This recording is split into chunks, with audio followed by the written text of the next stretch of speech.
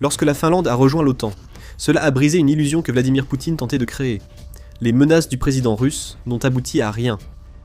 La Finlande a défié Vladimir Poutine et a fait exactement ce qu'il ne voulait pas voir.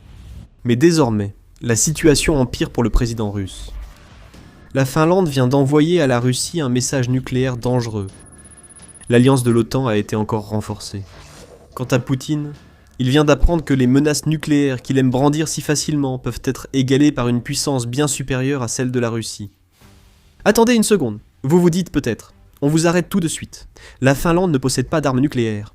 Alors comment pourrait-elle représenter une menace nucléaire pour la Russie ? Bonne question. En effet, la Finlande ne détient pas d'armes nucléaires. Mais ce qu'elle a, c'est une frontière de 1335 km avec la Russie et l'appartenance à une organisation de défense collective qui, elle, apporte beaucoup d'armes nucléaires dans un conflit. Et c'est bien là le problème de Poutine. La Finlande ne dit pas qu'elle va frapper la Russie avec des armes nucléaires. Elle dit que pour la première fois, elle va autoriser le stationnement d'armes nucléaires sur son territoire, prête à frapper à tout moment si les menaces de Poutine passent de la fanfaronnade à la réalité. Le 17 juin, les parlementaires finlandais se sont réunis pour voter une nouvelle loi qui change tout. Et avec une marge de 125 voix contre 61, la loi a été adoptée. La Finlande a levé une interdiction nucléaire vieille de plusieurs décennies, marquant sans doute le plus grand changement militaire depuis la Seconde Guerre mondiale. L'intégration croissante avec l'OTAN est évidente dans cette décision. Mais pour la Russie, le problème majeur que pose cette décision est qu'elle signifie enfin que l'OTAN a la possibilité de stationner des armes nucléaires directement à la frontière avec la Russie. C'est le pire cauchemar de Poutine. La Finlande n'a pas pris cette décision à la légère. Le ministre finlandais de la Défense, Antti Heikkinen, a déclaré sur X après le vote que cette décision était préparée depuis longtemps. La politique sur les armes nucléaires a été l'une des questions les plus complexes au ministère de la Défense durant cette législature. Après des années d'études, de discussions avec les États dotés d'armes nucléaires et d'alliés, et d'évaluations sur la meilleure façon de renforcer la sécurité de la Finlande au sein de l'OTAN, il a qualifié cette décision d'essentielle pour la sécurité finlandaise et la posture de l'OTAN face à la Russie. L'interdiction nucléaire en Finlande a été levée. Cette décision ouvre la voie à la Finlande pour recevoir, transporter et faciliter le déplacement d'armes nucléaires sur l'ensemble de son territoire, ce qui va à l'encontre de la position qu'elle avait adoptée pendant des années. Avant la guerre en Ukraine, la Finlande voulait éviter de provoquer la Russie. C'est pourquoi elle est restée en dehors de l'OTAN, et c'est aussi la raison pour laquelle la présence d'armes nucléaires sur le territoire finlandais n'était même pas discutée. Mais tout a changé après que Poutine a lancé son invasion. La Russie est désormais une menace, tant conventionnelle que nucléaire. Avec ce changement, la Finlande doit s'adapter, et l'adoption de cette nouvelle loi, ou plus précisément, la mise en pièces d'une ancienne loi, est la façon pour la Finlande d'accepter la réalité à laquelle elle fait face dans les années 2020, tout en faisant savoir à Poutine qu'il ne peut pas tout avoir à sa manière. Poutine cherche, par la guerre en Ukraine et ailleurs, à faire de la Russie une menace pour tout pays européen, qui n'obéit pas docilement aux ordres de Poutine. L'invasion de l'Ukraine devait être rapide, renforçant la menace. Des années de combats brutaux et l'échec de la Russie à tenir les menaces de Poutine ont seulement transformé la politique de défense finlandaise sur plusieurs années, menant à ce résultat. Les armes nucléaires peuvent maintenant passer par la Finlande, rendant la voie vers la Russie plus courte que jamais. Cette décision reflète aussi un changement d'attitude finlandaise envers les armes nucléaires. Est-ce que vous, en Finlande, voulez vraiment des armes nucléaires sur votre territoire ? Le New York Times souligne que la Finlande a longtemps évité l'OTAN, et éprouve une peur profonde et justifiée de la prolifération nucléaire à cause de sa frontière avec la Russie. Mais les actions de Poutine ont forcé la Finlande à prendre une décision qu'elle n'aurait jamais prise dans un monde idéal. C'est un autre revers pour Poutine. La peur devait empêcher la Finlande d'agir ainsi. Au contraire, les actions de Poutine ont poussé la Finlande à adopter le rôle le plus important possible au sein de l'OTAN, probablement par nécessité plus que par choix, bouleversant ainsi les plans de Poutine face à l'OTAN. Venons-en au concret. La Finlande n'a pas de programme d'armes nucléaires, donc sans doute pas d'installation pour stocker des armes nucléaires. Mais ce n'est pas la question. Cette décision permet désormais le transit d'armes nucléaires en Finlande, et potentiellement leur lancement depuis le territoire finlandais vers la Russie. Les armes nucléaires de l'OTAN égalisent la situation face à la Russie. Selon Statista, les alliés de l'OTAN ce qui revient essentiellement aux États-Unis, au Royaume-Uni et à la France en tant que nation dotée de l'arme nucléaire, réuniront 4215 ogives nucléaires pour faire face à la Russie en 2026 signes. Ce nombre était beaucoup plus élevé pendant la guerre froide, au sommet de la course aux armements nucléaires. En 1966, les alliés de l'OTAN avaient accès à 30 et 1492 armes nucléaires, la Russie disposant d'un nombre similaire, ce qui explique en grande partie pourquoi la Finlande a voulu rester en dehors de l'OTAN pendant si longtemps. Avec la Russie envahissant l'Ukraine et les menaces russes, de nombreuses personnes, dont le chef de l'armée allemande, le lieutenant-général Christian Freudenthaler, affirment que l'OTAN doit se préparer à une guerre contre la Russie, rendant le calcul de la guerre froide obsolète. La Finlande ne peut plus s'en tirer en restant hors du viseur de la Russie. Au lieu de cela, elle doit désormais braquer ses propres viseurs sur la Russie. Cette décision est le moyen idéal de le faire. Pour la Russie, cela ne signifie pas seulement qu'un autre pays européen a approuvé le stationnement d'armes nucléaires sur son territoire. C'est la nation la plus proche de la Russie, du moins pour la posture de défense de l'OTAN. Le Royaume-Uni et la France hébergent des armes nucléaires qu'ils ont eux-mêmes fabriquées. En outre, 5 pays hébergent des armes nucléaires américaines. L'Allemagne, la Belgique, l'Italie, la Turquie et les Pays-Bas. Aucune de ces armes n'est armée ni déployée sur des avions, précise le Arms Control Center. Toutes sont stockées dans des voûtes souterraines WS-3, situées sur des bases aériennes et ne peuvent être armées sans les codes PAL contrôlés par les États-Unis. Ces armes nucléaires nécessitent un chargement sur des chasseurs ou bombardiers à double capacité de l'OTAN, avec l'approbation américaine et la fourniture des codes PAL. Cela signifie que la Finlande n'est pas une menace nucléaire immédiate pour la Russie. Elle a récemment abrogé ses anciennes lois. On ignore si les États-Unis utiliseront les bases finlandaises pour stocker des armes nucléaires. Mais d'un autre côté, les aspects pratiques sont tous des problèmes pour l'avenir. Ce qui compte en ce moment, c'est le message. L'OTAN se renforce, et la Finlande est au cœur de tout cela. La nation de l'OTAN ayant la plus longue frontière avec la Russie se dit prête à accueillir des armes nucléaires. Rien que cela est terrifiant pour Poutine. Chaque menace qu'il a jamais proférée à l'encontre d'une nation alliée à l'OTAN revient le hanter, grâce aux nouveaux membres de l'Alliance. Pour aggraver la situation du président russe, la décision nucléaire de la Finlande n'est pas son seul problème. Cette décision reflète un problème majeur. L'OTAN considère désormais la Russie comme une menace conventionnelle et nucléaire plus sérieuse qu'à tout autre moment depuis la chute de l'Union soviétique. Cela change tout pour la Russie. Mais avant d'aller plus loin, petit rappel, vous regardez The Military Show. Si c'est le genre d'analyse que vous souhaitez voir davantage, assurez-vous d'être abonné à la chaîne. La décision nucléaire de la Finlande suit une initiative majeure de l'OTAN qui inquiète Poutine. Le 8 juin, l'OTAN a annoncé avoir renforcé sa présence dans les régions du Grand Nord et de l'Arctique, avec la création de la toute dernière force terrestre multinationale avancée, ou FLF, dont dispose l'Alliance. Cette FLF a commencé ses opérations le 6 juin, et est stationnée en Finlande et en Suède. Bien que dirigée par la Suède en tant que nation cadre, la FLF Finlande est la 9e des FLF de l'OTAN, la première ayant été créée en 2017 pour couvrir le flanc oriental de l'Alliance. La décision de créer cette FLF a en fait été prise en 2024 peu de temps, après que la Suède et la Finlande ont rejoint l'OTAN. Donc la Russie savait que cela allait arriver. Maintenant, ne vous méprenez pas, ce n'est pas une force massive. D'après le Nordic Defense Sector, la FLF Finlande comptera un bataillon suédois de 600 soldats, ce qui reste insuffisant pour stopper la Russie en cas d'invasion totale des territoires nordiques. Ce n'est pas le but. La FLF Finlande peut d'abord se développer grâce aux contributions d'autres nations.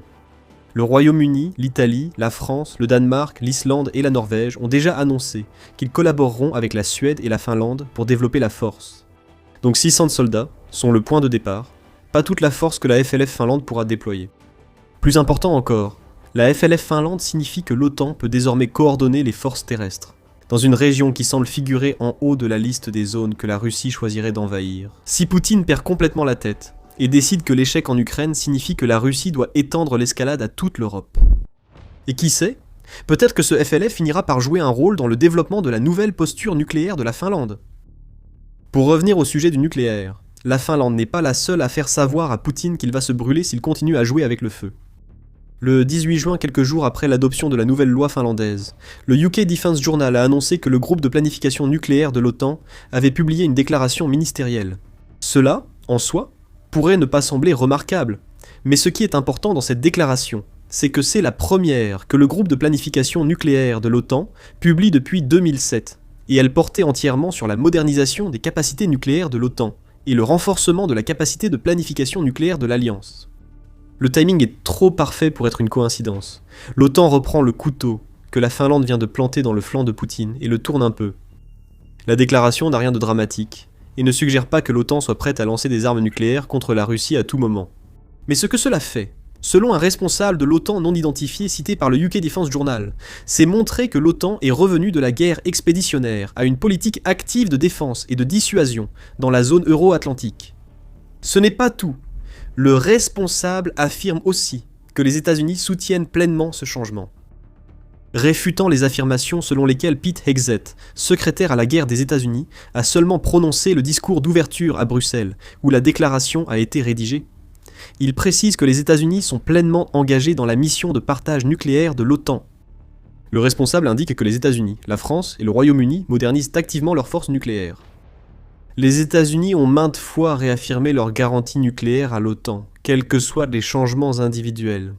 Cette déclaration a été faite malgré les ajustements concernant les bombardiers B-52 et les affirmations que les États-Unis vont réduire les capacités de frappe en profondeur de l'OTAN européenne en retirant des navires de guerre et en diminuant le nombre de chasseurs F-16 et F-15E disponibles, passant de 150 à 100.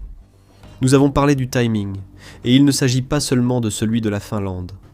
La nouvelle déclaration de l'OTAN survient environ un mois après un exercice de 3 jours de la Russie avec la Biélorussie, et comprenait 64 000 soldats, 200 lance-missiles, plus de 140 avions, 73 navires de guerre, 13 sous-marins et 8 missiles balistiques intercontinentaux équipés d'ogives nucléaires, rapporte NBC News. Ces exercices visaient clairement à menacer par le nucléaire, comme la Russie l'a déjà fait. Il semblerait qu'ils aient entraîné des troupes au déploiement des missiles hypersoniques Oreshnik, qui seraient stationnés en Biélorussie. Vladimir Poutine a multiplié les menaces nucléaires. La Finlande et l'OTAN se sont unis pour lui prouver qu'il n'est pas seul à agiter son sabre. Fait intéressant, ce que nous venons de voir de la part de la Finlande et de l'OTAN correspond peut-être exactement à ce que l'European Council on Foreign Relations, ou ECFR, estimait nécessaire dans un article du 17 juin, où il qualifiait la Russie d'ours avec la bombe. L'argument principal de l'ECFR était que l'OTAN européenne devait redoubler d'efforts pour combler les lacunes dans ses capacités nucléaires. Cependant, l'essentiel de l'article portait davantage sur la nécessité pour l'OTAN européenne de trouver un moyen d'y parvenir sans le soutien des États-Unis, compte tenu de l'incertitude constante concernant la position américaine sur l'OTAN sous l'administration de Donald Trump. Peut-être pouvons-nous envisager l'action de la Finlande différemment ? Si les États-Unis veulent déployer des armes nucléaires en Finlande, tant mieux.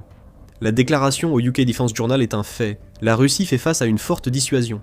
Mais si, pour une raison quelconque, les États-Unis retirent leurs armes nucléaires d'Europe, la Finlande vient tout de même de se rendre disponible pour le Royaume-Uni et la France comme site potentiel pour leurs armes nucléaires.